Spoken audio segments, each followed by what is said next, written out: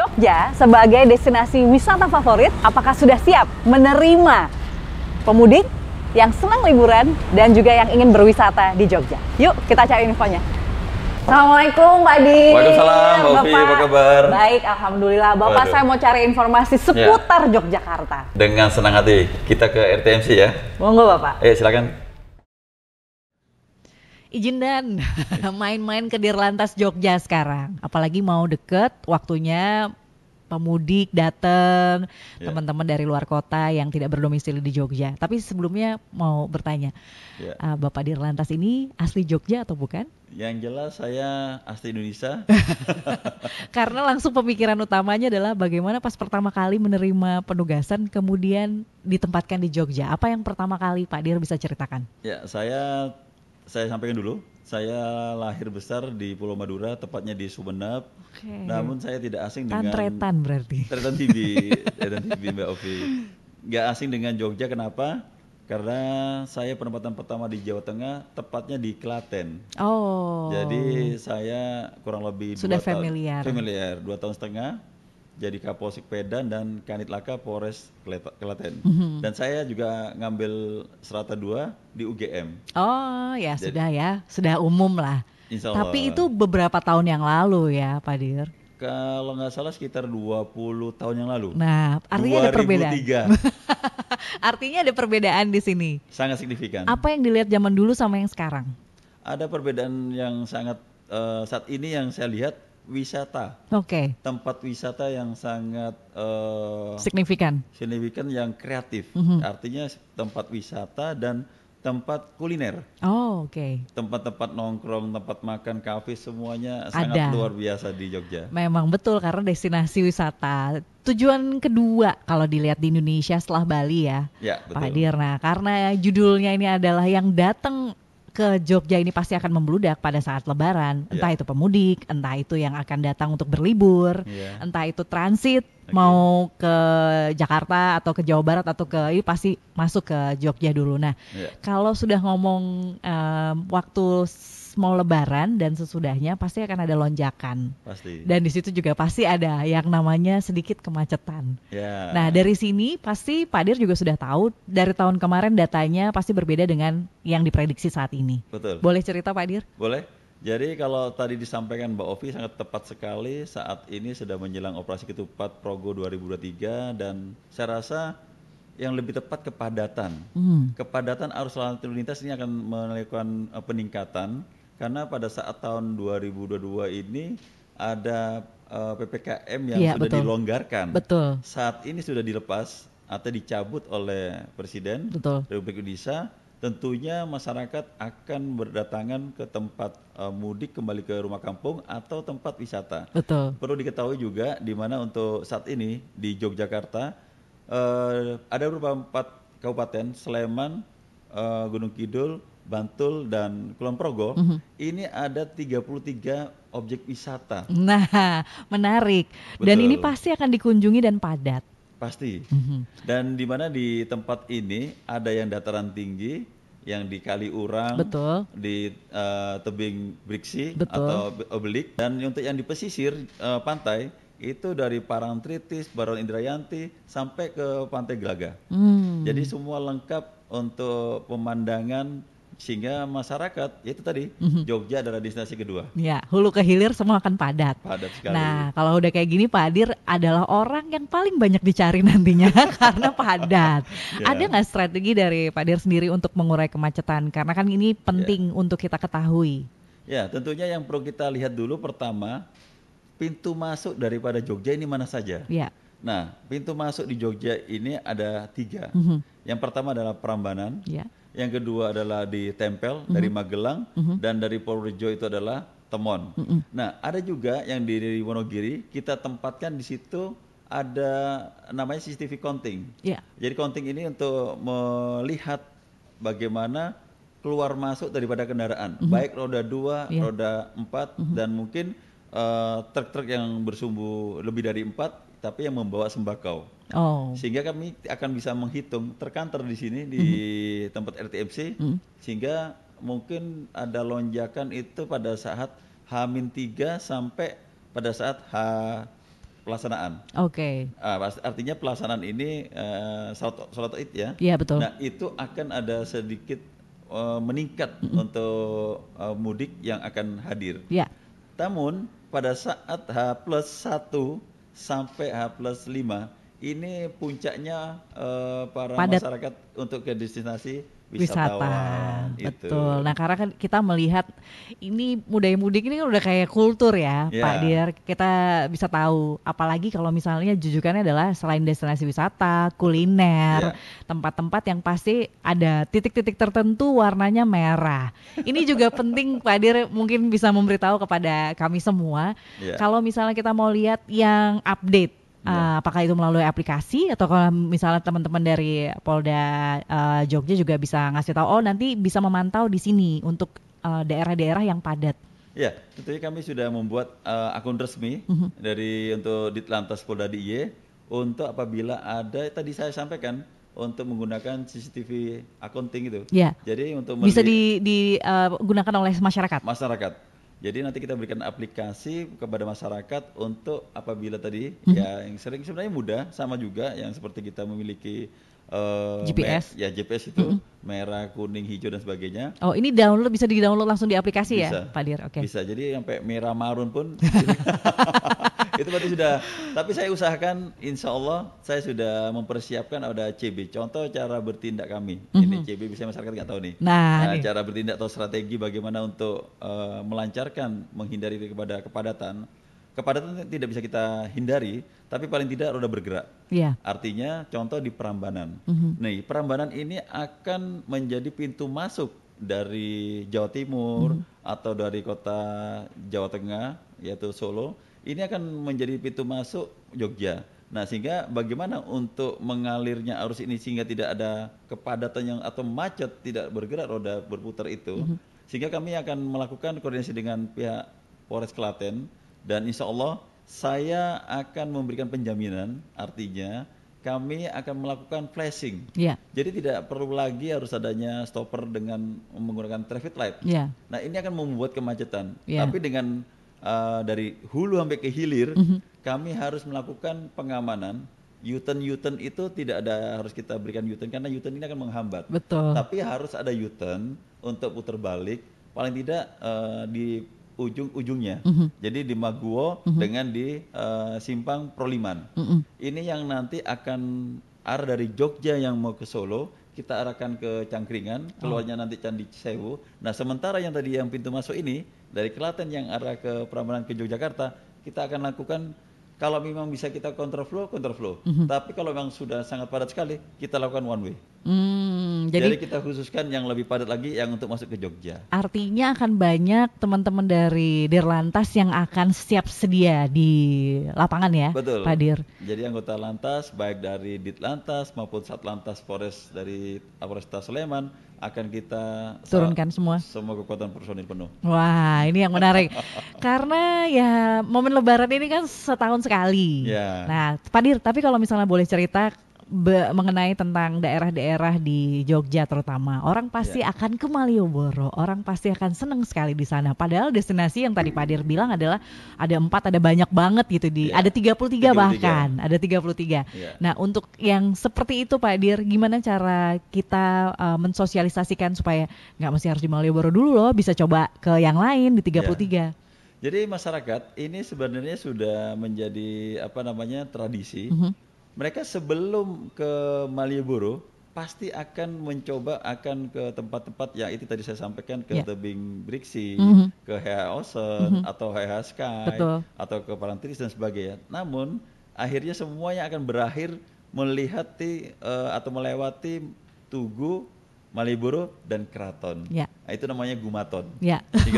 Gumaton, oke. Jadi mereka akan melihat destinasi Tugu, setelah itu Malioboro. Nah, tempat wajib lapor. Wajib lapor itu, nggak sah nanti itu. Nah, tentunya kami sudah memprediksi itu, kami mengambil langkah-langkah dan terkait hal itu yang membuat adanya beberapa kepadatan itu adalah sebenarnya untuk kepadatan itu adanya crossing, yaitu di keliringan atas dan bawah, di mana kami mencoba nanti akan upayakan itu akan sebuah pengalian arus, rekayasa lantas, manajemen lalu lintas, di mana untuk di Kridosono yang sering selalu untuk menjadi buka tutup untuk para wisatawan. Harapan saya tidak ingin membuat buka tutup. Jadi para wisatawan atau bisa menikmati Jogja. Iya, jadi jangan sampai ada kesan saya ini ke Jogja, tapi padat tapi kok diputar-putar terus. Iya. Nah ini tidak boleh. Iya. Kita sebagai pelayan masyarakat harus memberikan yang terbaik. Wow. Nah, jadi saya sudah sepakat dengan Disub daripada provinsi bahwa Gumaton ini, Tugu Malioboro Keraton ini adalah destinasi strategis dari provinsi. Dan saya ketemu langsung dengan Bu Made untuk H-3 sampai H+5 tidak ada dilakukan car free net. Biasanya ada car free net dari jam 18.00 sampai 21.00. Nah, nanti kita akan lepas semuanya. Berbahaya itu, pasti ada penumpukan lagi ya Pak Dir. Betul. Nah Pak Dir, kalau misalnya di Jogja akan seperti itu. Nah, ada 33 destinasi yang jadi unggulan di Jogja. Ada juga yang tadi sempat Pak Dir bilang yang di tebing, yang di mana. Artinya kan kita ngelihat kontur juga. Betul. Nah, ada beberapa kontur yang kira-kira perlu diwaspadai. Ini informasinya penting juga, terutama misalnya kontur-kontur yang mungkin ada tanjak atau apa yang harus diketahui masyarakat dan pada saat kepadatan. Ya, jadi contoh di tebing Briksi ini ke tempat lokasinya namanya tebing. Iya, betul. Berarti kan tanjakan kan. Betul. Dan syukurnya alhamdulillah ini di mana kita memiliki Pok Darwis.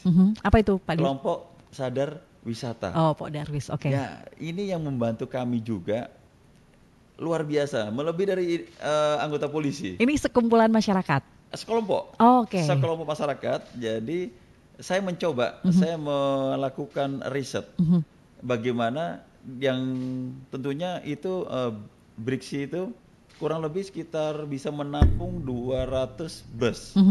Artinya kan dengan tanjakan yang begitu curamnya, dengan agak tikungan-tikungan ini. Nah, saya tanya, kamu lebih mengandalkan dari atas atau dari bawah? Kalau misalnya ini bersamaan, dia langsung menjawabnya gampang apa? Saya lebih mengutamakan yang dari bawah. Kenapa katanya Pak Dir? Ya, karena bawah membutuhkan effort ya, karena takutnya mundur. Nah, itu. Dan dia juga akan menjaga jarak. Dan mereka sudah otomatis menggunakan hati yang talkie yang saya miliki ini. Nah, ini mereka untuk koordinasi. Wow. Jadi parkir misal dari lokasi parkir, kantong parkir yang akan mau keluar, mereka ada bus berapa? Misal ada 5 yang akan keluar. Tunggu dulu. Ini yang dari bawah ada 5 yang mau naik. Biarkan masuk dulu, baru keluar. Wow. Seperti itu mereka. Ada berapa sekelompok Pok Darwis ini? Apakah akan juga standby setiap harinya, Pak? Setiap hari. Setiap hari, dan saya lihat semua sudah saya ketemukan dengan Pok Darwis semua. Jadi contoh di Parangtritis. Di Parangtritis ini juga ada punya kelompok juga. Mereka wisatawan senang dengan menggunakan jeep. Nah, jeep. Saya melihat mengantisipasi dengan adanya insiden, saya minta 2 saja. Artinya untuk keselamatan yang diutamakan itu menggunakan helm dan safety belt, sabuk pengaman. Iya, betul. Nah, setelah saya cek, ternyata mereka sanggup dan mereka akan ikut serta. Karena apa? Karena ingin membangun wisatawan yang di Jogja ini yang penuh dengan keselamatan yang utamakan dan kenyamanan tentunya. Wah, ini sebenarnya ada satu inovasi dan terobosan ketika teman-teman di Dirlantas bisa bekerja sama dengan masyarakat. Artinya memang benar-benar sama-sama bersinergi ya, Pak Dir. Nah, selain di Pok Darwis ataupun yang di beberapa tempat, ada lagi misalnya yang paling ujung gitu atau? Ada. Ini Heha Osen. Heha Osen ini wisata yang dimana situ wahananya banyak, wahana permainannya, dan terutama untuk tempat tinggal atau penginapannya itu di pinggir tebing. Namun masuknya itu sangat mungkin belum dibantu secara maksimal oleh Pemda, dimana untuk bus yang ukuran besar tidak bisa masuk. Jadi ada shuttle bus yang akan khusus. menjemput khusus. Nah, gitu. artinya sudah ada plan A, plan B. Jadi sekarang berwisata ke Jogja udah benar-benar tentram, aman. Insya Allah kita berikan keselamatan yang utama, keamanan dan kenyamanan. Nah, Pak Dir, yang paling hot banget itu adalah malam takbiran. Ini juga yang perlu diketahui. Apa yang bisa disampaikan kepada masyarakat terkait dengan malam takbiran ini? Apakah kita harus menghindari satu tempat tertentu, atau bagaimana harusnya di jam berapa kita harus keluar, atau misalnya untuk jam-jam malam ini sepertinya lebih baik dihindari dulu untuk daerah di Jogja? Sementara yang saya dapat informasi dari tahun 2022 itu semuanya serentak untuk melaksanakan takbir keliling. Tentunya ini kan juga menjadi wisata juga. Betul. Dan tentunya mereka akan menyambut kemerdekaan atau kebahagiaan dan kemenangan di Idul Fitri. Ya, Fitri ini kan, ini satu kebahagiaan. Betul, betul. Ini tentunya kita ada beberapa titik yang terutama tidak terlalu banyak. Mereka tidak takbir keliling dengan menggunakan truk. Itu tidak. Mereka berduyun-duyun gitu ya Pak Dir ya? Tidak menggunakan transportasi kendaraan, tapi dia jalan kaki. Dia membawa sebuah beduk dengan semacam seperti musik patrol. Patrol gitu, ada yang pakai pentungan, dondongan itu, atau mungkin perkusi. Nah, jadi mereka tuh jalan kaki. Contoh di Jogja mungkin hanya dari Malioboro sampai di Keraton. Jadi itu ada tidak begitu panjang rutenya dan tidak mengkhawatirkan kepada pemudik. Terlalu padat. Baru padat. Dan demikian juga di tempat-tempat lainnya, sama juga di Sleman maupun di Gunung Kidul, atau di Gunung Kidul saja. Gunung Kidul dia tidak akan keluar daripada alun-alun. Jadi memang di tengah. Di tengah. Jadi tidak mengganggu pada arus mudik yang akan kembali pulang kampung kepada tempat kelahirannya, tempat keluarganya. Sehingga saya rasa insya Allah kami dari Ditlantas Polda DIY akan siap untuk membantu para pemudik dan mengamankan kegiatan takbir keliling. Amin. Nah Pak Dir, setelah malam takbiran kita bicara ke sholat idnya. Tempat-tempat yang dijadikan sholat id untuk kita yang masyarakat yang mungkin mau berlibur ke Jogja, kemana kira-kira ya Pak Dir? Sholat id ada beberapa tempat yang kami ketahui, tentunya semua setiap kabupaten ada.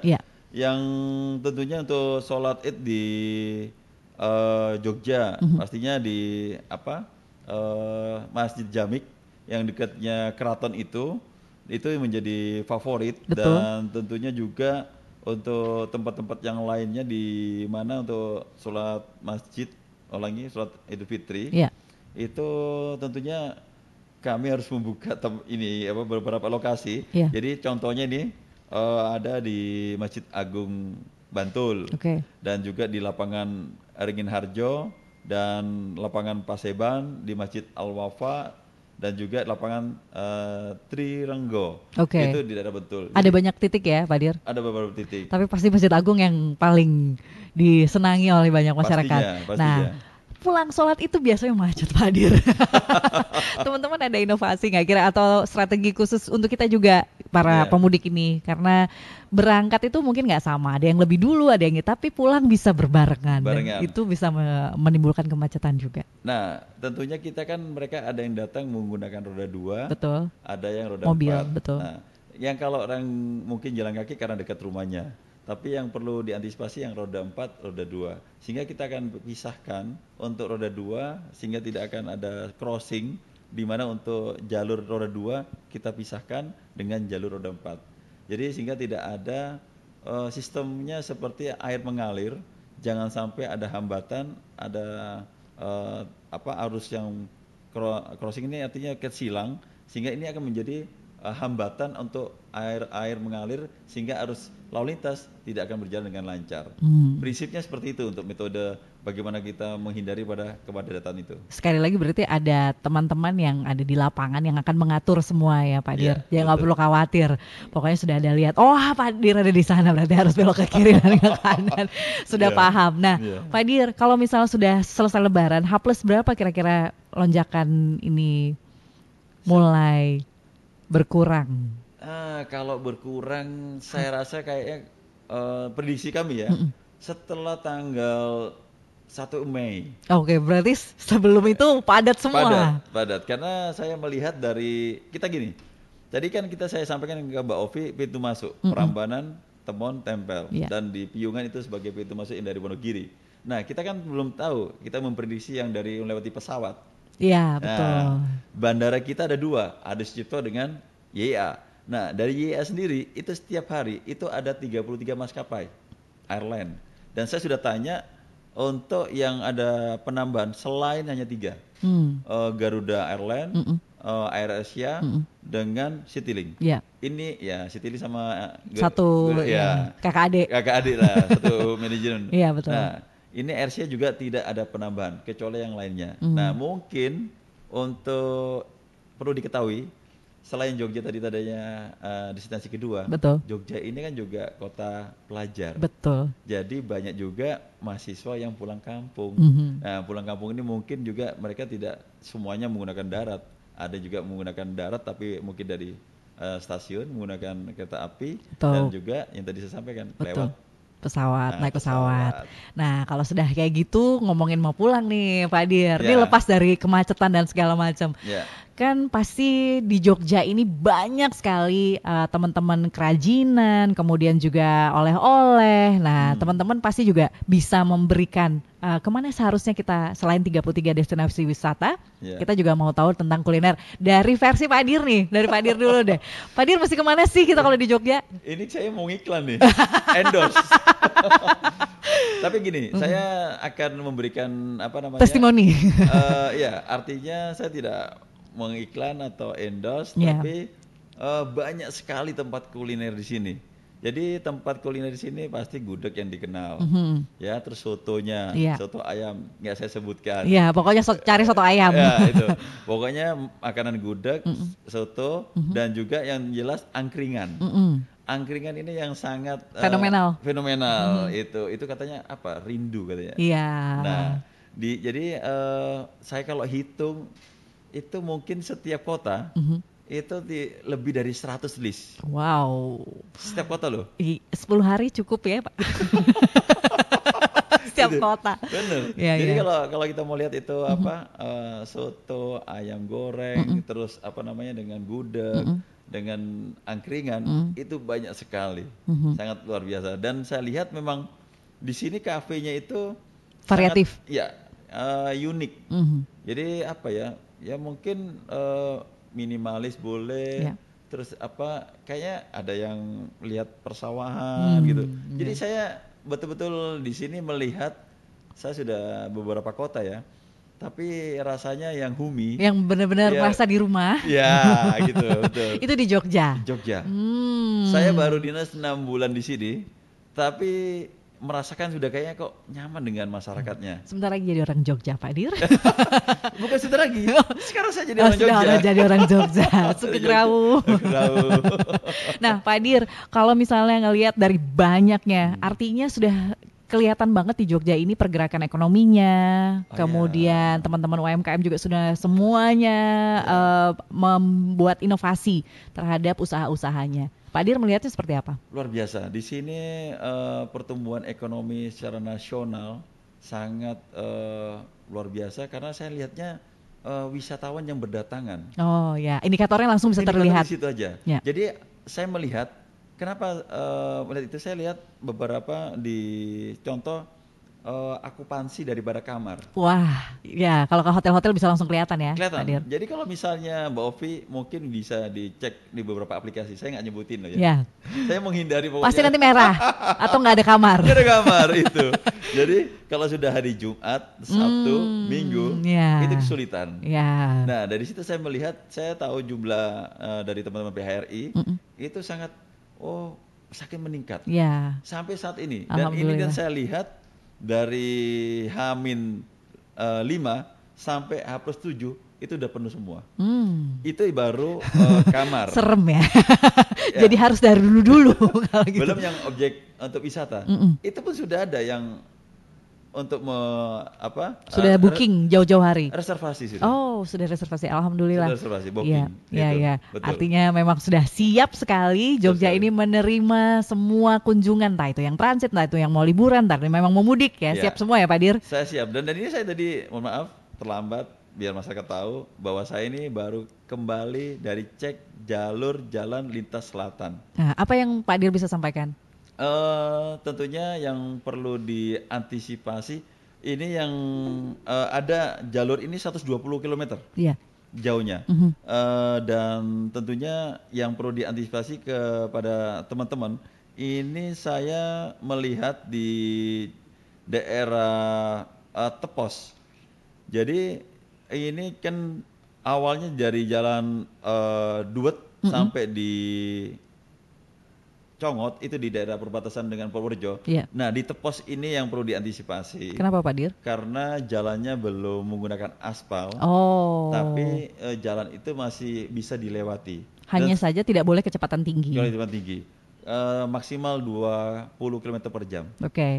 Dan tadi saya lihat sempat hujan, itu tidak terlalu licin karena masih ada kerikil atau bebatuan, sehingga masih aman, tidak mungkin ambles. Iya. Itu. Jadi saya pastikan betul tadi saya cek itu. Mungkin ada tanda untuk pelan-pelan atau apa yang sudah disediakan di sana, Pak Dir? Sudah, kami sudah koordinasi dengan teman-teman PUPR bahwa di situ nanti juga ada di Girisobo ada rest area yang sudah disiapkan, dan juga saya sudah hitung jumlah daripada Pertasop untuk BBM dan juga tempat-tempat makan. Nah, itu sudah kita cek semua. Cuma hanya sedikit perlu hati-hati adalah penerangan. Untuk jam-jam kira-kira jam berapa Pak Dir? Pasti malam hari dong. Iya, maksudnya kan masih ada atau sudah sore itu sudah nggak ada penerangan sama sekali. Memang belum ada pemasangan penerangan. Belum ada penerangan. Nah, ini yang perlu saya ingatkan kepada teman-teman, kepada saudara saya yang akan mungkin harus mudik atau nanti baliknya, ini diantisipasi adalah penerangan. Jadi saya sarankan kalau memang itu JJLS dilaksanakan, digunakan pada siang sampai sore hari. Kalau malam hari kami upayakan untuk menghimbau melewati jalur utama saja. Jadi lebih aman ya. Lebih aman. Itu. Nah tadi sama satu lagi Pak Dir lupa mengenai tol juga. Apakah ini bisa jadi alternatif untuk kita? Ya, tadi kita sudah sama-sama ketahui jalur tol ini sangat membantu. Walaupun hanya 6 kilo, tentunya makanya tadi saya sudah berkoordinasi dengan Kak Orbin Op di Lantas Polda Jateng bahwa di Sawit ini adalah masuk wilayah Boyolali, dan tentunya sangat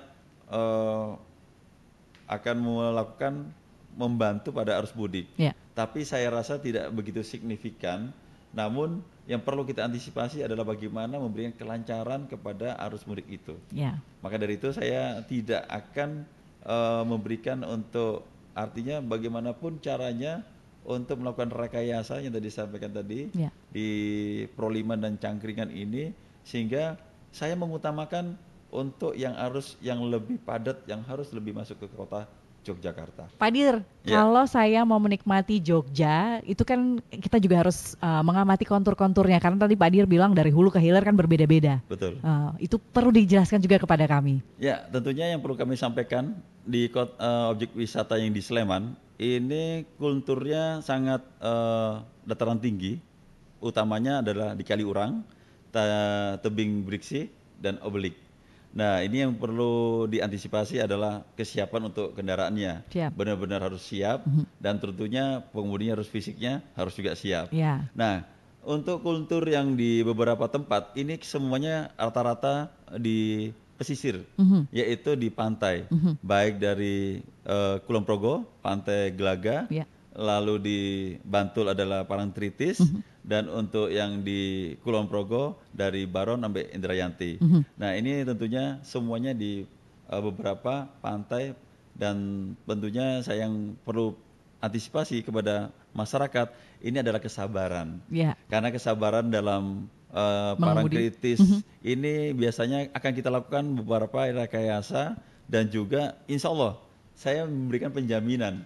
Ini saya memberikan penjaminan untuk keamanan, ketertiban, kenyamanan dalam wisata selama di Yogyakarta, dan tentunya kami mohon kerjasama dengan pihak anggota kami lalu lintas. Siap, berarti masyarakat juga ikut bersinergi dengan teman-teman lalu lintas dan juga dari Polda juga ya. Betul. Supaya bisa menikmati Yogyakarta dari semua sisi. Yeah. Entah itu kontur yang di atas, melalui pegunungan dan tebing-tebing, ataupun juga pantai-pantai. Pantai-pantainya, ya. Ya, terakhir Pak Hadir mungkin ada yang mau disampaikan terkait dengan mudik yang sehat.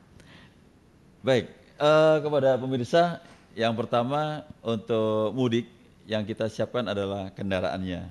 Kendaraannya betul-betul siap, ready. Perlunya dicek betul untuk air radiator, tekanan angin di ban, dan tentunya rem, dan tentunya juga harus siapnya pengemudinya sendiri dengan kesehatan, dan tentunya jaga untuk fisik adalah jangan sampai kelelahan. Apabila ngantuk, capek, silakan untuk beristirahat. Di situ juga ada tempat rest area di sepanjang jalan tol, dan kami juga ada pos pelayanan. Jadi pos pelayanan ini macam-macam, bisa cek kesehatan, bisa untuk refleksi, dan untuk relaksasi. Dan tentunya mudah-mudahan semuanya berjalan dengan selamat, aman, dan tentunya utamanya adalah nyaman. Terakhir untuk yang lebaran, yang merayakan lebaran, Pak Dir, silahkan. Kami dari Ditlantas Polda Daerah Istimewa Yogyakarta beserta jajaran mengucapkan selamat Idul Fitri 1444 Hijriah. Mohon maaf lahir dan batin.